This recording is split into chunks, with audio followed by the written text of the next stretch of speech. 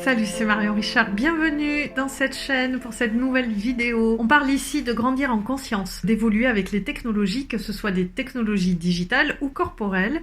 Et là, il va s'agir de quelque chose de très puissant puisqu'on va parler de sorciers, de magie avec Carlos Castaneda qui est un des auteurs les plus célèbres du monde. Un livre que je veux absolument te présenter qui est Voir, enseignement d'un sorcier Yaqui et qui est un livre qui m'a énormément marqué. C'est un des bouquins essentiels de ma vie. J'ai profité de ce confinement, tu vois, pour en sortir quelques-uns qui sont un peu tous dans la même veine. Un jeune ethnologue, Carlos Castaneda, qui à la fin des années 50, au début des années 1960, part donc faire son doctorat d'anthropologie, rencontrer des sorciers du peuple Yaqui. Il va recevoir un véritable enseignement pour devenir lui-même ce qu'il appelle un nagual, quelqu'un qui est capable de voir au-delà des sens, pour pouvoir traverser les mondes, naviguer entre les mondes. Il appelle la passe magique, qui est cette capacité aussi de se transformer en animal, des bilocations, des déplacements dans l'espace. Cet aspect magique, prodigieux, est raconté donc dans ses récits. Carlos Castaneda a écrit 12 livres. Il est mort aux alentours de 1998. C'est un personnage à la biographie assez mystérieuse, en accord d'ailleurs avec l'enseignement qu'il a reçu et avec la tradition qu'il portait. Ça a aussi nourri toute une mythologie autour de ce personnage. Et dans cet ouvrage-là, qui n'est pas le premier, qui est la suite, c'est L'herbe du diable et la petite fumée, qui relate donc sa relation avec ce sorcier Yaqui. C'est quoi ce passage que j'ai lu l'autre jour et qui m'a donné envie de relire ce livre? Tu dois attendre patiemment, tout en sachant que tu es en train d'attendre, tout en sachant ce que tu attends. Voilà une attitude de guerrier. C'est à chacun de nous, en tant que simple individu, de décider de s'opposer aux forces de nos vies. Je te l'ai dit maintes et maintes fois, seul un guerrier peut survivre. Un guerrier sait qu'il attend et il sait pourquoi il attend. Pendant qu'il attend, il ne désire rien. Ainsi reçoit-il la plus petite des choses. Elle est plus qu'il n'en peut prendre. S'il a besoin de manger, il découvre un moyen, parce qu'il n'a pas faim. Si quelque chose le blesse, il trouve un moyen de l'arrêter, car il ne souffre pas. Avoir faim ou souffrir signifie que l'homme s'est laissé aller et qu'il n'est plus un guerrier. Les forces de sa faim et de sa souffrance le détruiront.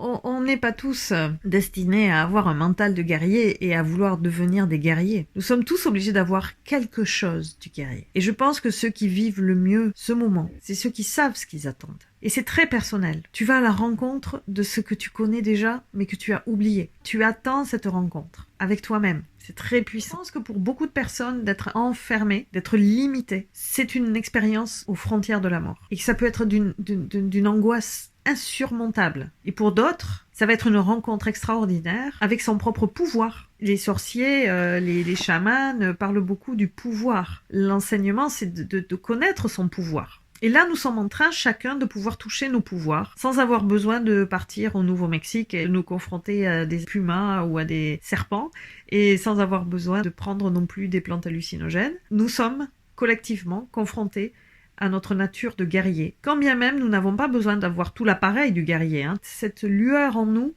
qui va chercher qui je suis profondément, ce que je veux, ce que j'attends et pourquoi je suis là. C'est pas mal de parler de bouquins qui nous parlent de magie, qui nous parlent de choses extraordinaires. On en a peut-être besoin actuellement. Et à ce retour à soi, à ce besoin de se connecter à quelque chose d'immense et tout petit. Le livre de Carlos Castaneda qui me connecte à cette énergie. Don Juan expliqua qu'il fallait entendre par percevoir le monde.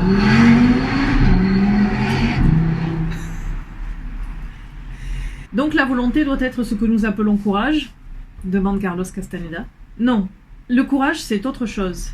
Les hommes de courage sont les hommes de foi, des hommes nobles. La volonté, en revanche, a trait à des faits étonnants qui défient le sens commun. La volonté est-elle la maîtrise que nous pourrions avoir sur nous-mêmes? Tu peux dire que c'est un genre de maîtrise. Alors qu'est-ce qu'il dit le tarot sur Carlos Castaneda et ce livre? C'est comme si l'information elle était partout et il suffisait d'aller la chercher. L'impératrice. Ça peut être une guerrière aussi, l'impératrice. En charge du bouclier, elle est en charge du sceptre. L'impératrice qui est la créative, qui génère en fait un demain, qui génère une vision du monde. C'est celle qui design son monde, elle le conçoit à partir de son être, de tout son être, à la fois physique, mental, émotionnel, féminin créatif, qui va rencontrer le masculin cosmique. Voilà, je trouve que c'est beau d'amener avec le tarot ici une dimension féminine à ce livre qui est une transmission d'homme à homme. Le monde entier est au ralenti. C'est un excellent moment pour aller chercher justement ton pouvoir intérieur, ta créativité, aller chercher ce qui est important pour la vie que tu veux designer pour demain. J'ai toujours senti que le fait que nous nous connections via les réseaux sociaux appelait la rencontre physique, appelait la rencontre pour de vrai, quelque chose de magique justement. Dans tous les groupes YouTube, Facebook auxquels j'ai participé, il y a toujours un moment où on appelle à se rencontrer. Des apéritifs abonnés, des pique-niques. Et je me suis aperçue qu'il suffisait qu'on se connecte une fois, qu'on se voit une fois, la connexion se fasse de manière très très très intense et profonde. De pouvoir se serrer la main, de partager un moment ensemble.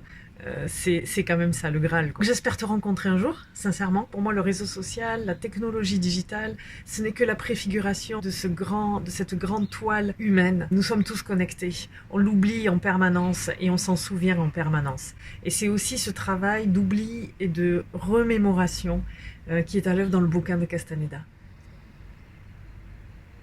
Carlos Castaneda a influencé par ses écrits et par sa dimension quasi mythique beaucoup d'artistes. Dans La Guerre des Étoiles de George Lucas, l'apprentissage du jeune Padawan avec Maître Yoda, tu dois désapprendre tout ce que tu as appris. On est vraiment dans cette transmission-là.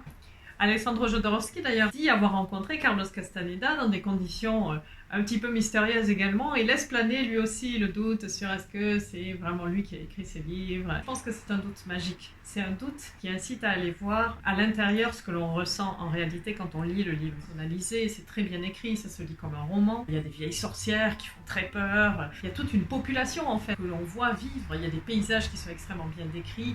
Il y a la chaleur de l'Arizona. Il y a le bruit des animaux. Il y a la nuit profonde. Ça peut aussi se lire comme un excellent roman magnifique et mystérieux. Ça tourne toujours ? Ouais.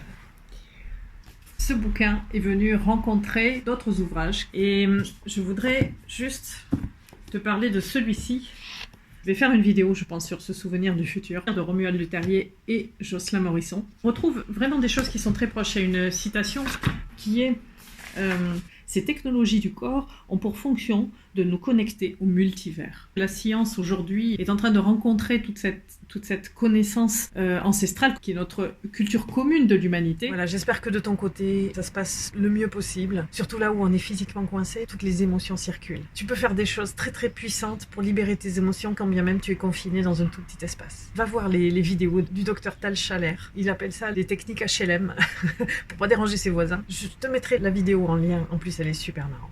Merci beaucoup d'avoir suivi cette vidéo. On grandit ensemble. Abonne-toi. Tiens. Contempler le lever du soleil, c'est juste magique. Je sais pas si tu vas voir quelque chose, mais je pense que c'est...